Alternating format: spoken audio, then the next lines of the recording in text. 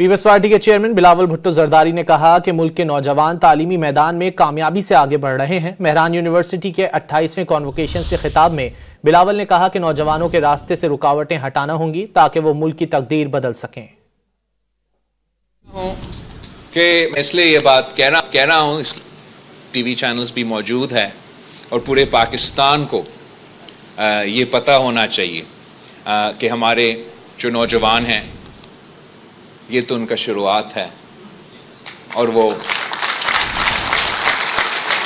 इतने बड़े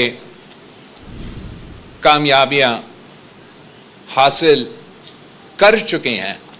अब देखें इनके रास्ते से हम रुकावटें हटा दें, मदद करें, हाथ थामें और हम सब देखेंगे इंशाअल्लाह ताला कि आप कैसे अपने मुल्क की तकदीर बदल देंगे।